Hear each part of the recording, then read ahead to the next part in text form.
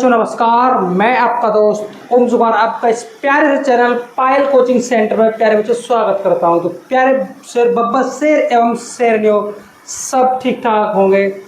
आज हमारे प्यारे बच्चों केमिस्ट्री का एक महत्वपूर्ण वीडियो है जो कि क्लास 12वीं में अच्छी तरह से ये टॉपिक बहुत ही भूमिका निभाता है, जिसको बोलते हैं प्यारे बच्चों परासरण दाब, यानी ऑस्मोसिस प्रेशर। जो प्रेशर होता है प्यारे बच्चों क्या होता है, जैसे हमारे आरओ वगैरह होते हैं, इसमें कैसे यूटिलाइज होता है, इसका रिवर्स करते तो क्या होता है, आज उसके बारे में प्यारे बच्चों सीखने का प्रयास करते हैं। तो बिना वेस्टिंग टाइम प्यारे बच्चों, अगर आपको वीडियो पसंद आए हमारी तो एक सुंदर सा कमेंट प्यारे बच्चों जरूर छोड़िएगा और चलते हैं अपनी वीडियो की तरफ। तो चलिए प्यारे बच्चों होता क्या है, देखिए दो सांद्रता वाले कंटेनर होते हैं इस प्रकार। ठीक है प्यारे बच्चों, इसमें भी आपका विलयन भरा होता है ऐसे। और प्यारे बच्चों एक और आपका कंटेनर होता है, उसमें भी प्यारे बच्चों आपका क्या होता है, विलयन भरा होता है। लेकिन प्यारे बच्चों होता क्या क्या है, इधर आपका जो विलयन होता है वो प्यारे बच्चों कम सांद्रता का होता है, कम सांद्रता। तो क्या होता है प्यारे बच्चों, विलयन। और इधर होता है प्यारे बच्चों अधिक सांद्रता, अधिक सांद्रता का विलयन। ठीक है प्यारे बच्चों, इधर होता है आपका अधिक सांद्रता का विलयन। अब प्यारे बच्चों इसके बीच में एक झिल्ली टाइप में लगी होती है इस प्रकार।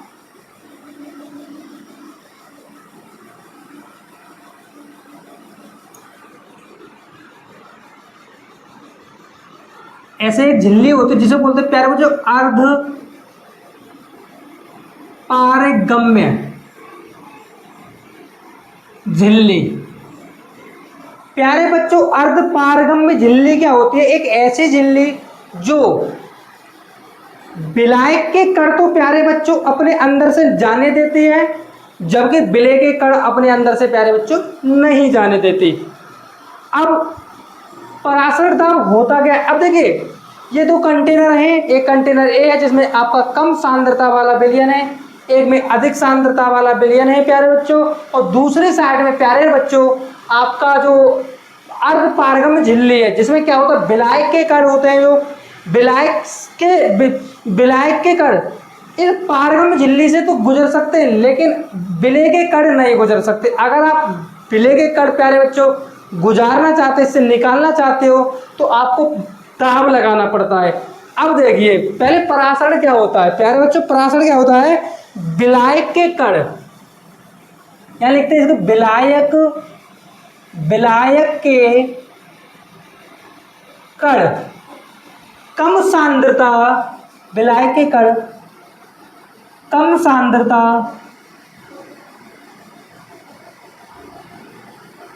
वाले, कम सांद्रता वाले, पहले तो इसको साफ करते हैं ना। विलायक के कण कम सांद्रता वाले अर्ध पारगम्य झिल्ली से होकर अधिक सांद्रता वाले विलयन में जाते हैं, उसे प्यारे बच्चों उसे हम परासरण कहते हैं। एक बार चेक करते हैं कि आपको दिखाई दे रहा है प्यारे बच्चों।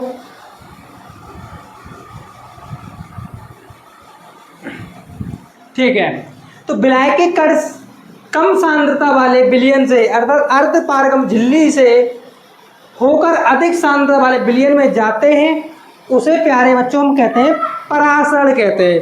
यानी विलायक के कण अर्धपारगम झिल्ली द्वारा कम सांद्रता वाले विलयन से अधिक सांद्रता वाले विलयन की ओर जाते हैं, उसे हम प्यारे बच्चों क्या कहते हैं? परासरण कहते हैं। अब प्यारे बच्चों परासरण तो हमने समझ लिया कि भाई क्या होता है, लेकिन प्यारे बच्चों हमारा टारगेट है आज समझना परासरण दाब। परासरण दाब, परासरण दाब क्या होता है प्यारे बच्चों? विलयन पर लिखते पहले परिभाषा, विलयन पर लगाया गया वह न्यूनतम दाब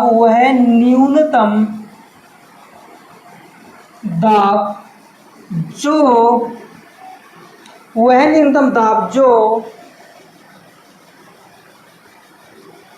परासरण की क्रिया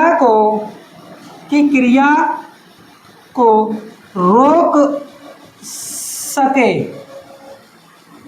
उसे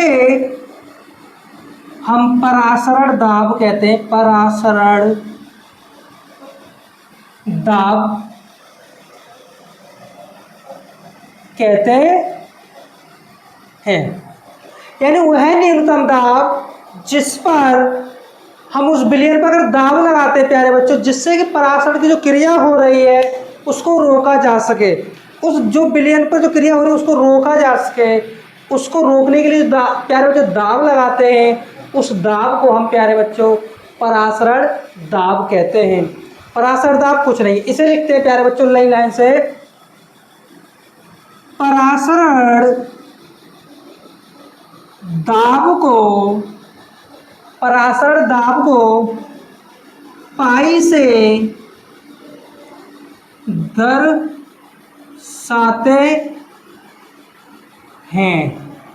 दर्शाते हैं। प्यारे बच्चों परासरण को आप जब परासरण दाब को किससे दर्शाते हैं? पाई से। इसका जो मेन टॉपिक है प्यारे बच्चों, अब इसको थोड़ी हम आगे बढ़कर चेक करते हैं। चलिए इसका परासरण दाब का समीकरण क्या होता है उसको प्यारे बच्चों चलिए चेक करते हैं, देखते हैं। तो प्यारे बच्चों देखिए अब हमारा टारगेट क्या है कि हम क्या सीखने जा रहे हैं प्यारे बच्चों? परासरण दाब समीकरण, जिससे आपके वर्ड प्रॉब्लम यानी न्यूमेरिकल्स आपके सॉल्यूशन होते हैं। तो प्यारे बच्चों ये क्या है इसको समझिए। देखिए परासरण दाब समीकरण के लिए आपने क्लास 11वीं में पढ़ा था, गैस नियम हुआ करता था प्यारे बच्चों। गैस का एक नियम होता था PV बराबर nRT। ये आप डिटेल में पढ़ के आए, लेकिन प्यारे बच्चों वहाँ पर गैस के लिए हुआ करता था, लेकिन आज हम यहाँ पर परासरण दाब के लिए निकालेंगे। तो PV बराबर nRT था, तो यहाँ पर क्या हो जाएगा प्यारे बच्चों? पाई V बराबर nRT। एक तो प्यारे बच्चों परासरण दाब का समीकरण ये होता है, यानी पाई V बराबर nRT। या प्यारे बच्चों अगर आपको मान लीजिए आयतन दे रखा हो, मोलों की संख्या दे रखी हो, तो प्यारे बच्चों आप कैसे निकालते हैं उसे निकालते हैं प्यारे बच्चों पाई बराबर n/v इंटू RT। ये यहाँ से ऐसे निकला, यानी पाई आपका यहाँ आ गया n/v RT। या प्यारे बच्चों इसको लिखने का एक और तरीका है सुंदर सा, जिसको हम जानते हैं कि अगर n/v इजिकल टू प्यारे बच्चों होता है आपका C, तो प्यारे बच्चों पाई बराबर क्या निकल के आता है? CRT। CRT यानी सांद्रता होती है प्यारे बच्चों, क्या होती है? CRT।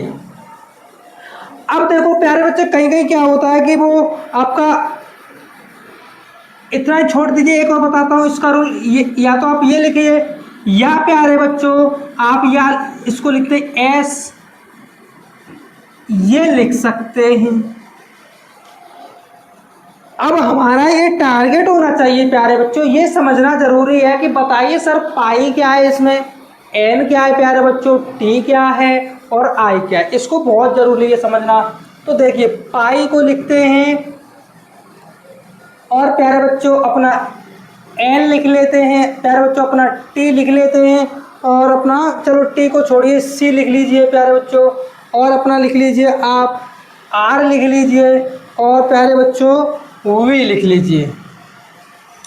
प्यारे बच्चों पाई तो आपका परासरण दाब होता है, परासरण दाब। प्यारे बच्चों एन होती मोलों की संख्या, मोलों की संख्या, प्यारे बच्चों मोलों की संख्या। सी आपकी प्यारे बच्चों सांद्रता, सी क्या होती है प्यारे बच्चों सांद्रता। आर आपकी क्या होती है गैस एक नियतांक होता है प्यारे बच्चों, आर आपको होता है गैस नियतांक, गैस नियतांक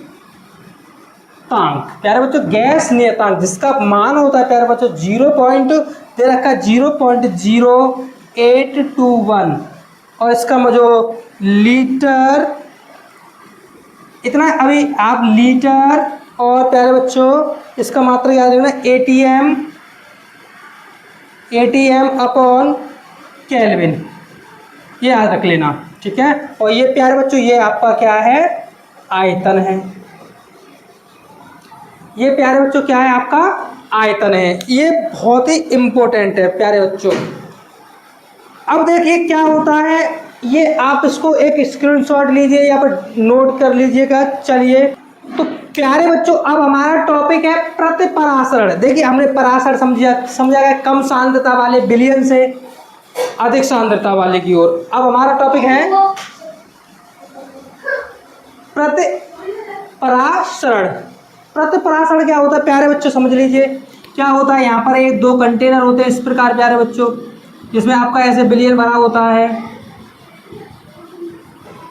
ठीक है प्यारे बच्चों।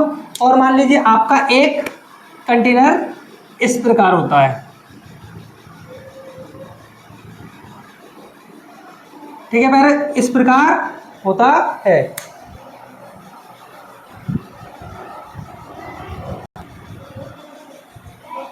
तो इस प्रकार क्या होता है प्यारे बच्चों, एक पूरा एक कंटेनर ले लीजिए जिसमें आपका ऐसे होता है। जब ये प्यारे बच्चों इस प्रकार होता है तो क्या होता है, देखिए इसके बीच में प्यारे बच्चों एक झिल्ली लगी होती है जिसे आप बोलते हैं अर्धपारगम्य झिल्ली। तो होता क्या है यहाँ पर आपका अधिक सांद्रता का होता है प्यारे बच्चों, अधिक सांद्रता, और प्यारे बच्चों इधर होता है आपका कम सांद्रता। मतलब प्रतिपरासरण क्या होता है, जब परासरण दाब से अधिक दाब लगा देते हैं प्यारे बच्चों, जब परासरण दाब से प्यारे बच्चों हम अधिक दाब लगा देते हैं तो ऐसी स्थिति में आपका जो विलयन के कण थे, विलायक के कण थे, वो अधिक सांद्रता से कम सांद्रता की ओर, मतलब इधर से इधर आने लगते हैं, यानी दिशा प्यारे बच्चों क्या हो जाती है, दिशा बदल जाती है, दिशा प्यारे बच्चों क्या हो जाती है, बदल जाती है। तो इसकी परिभाषा है प्यारे बच्चों ऐसे ही समझा देते हैं कि प्रतिपरासरण क्या होता है, यदि विलयन पर परासरण दाब से, यदि प्यारे बच्चों विलयन पर परासरण दाब से अधिक दाब लगाया जाता है तो ऐसी स्थिति में क्या होता है प्यारे बच्चों, अधिक सांद्रता वाले विलयन से कम सांद्रता वाले विलयन की तरफ जो कण हैं वो अर्धपारगम झिल्ली से प्यारे बच्चों निकलने लगते हैं।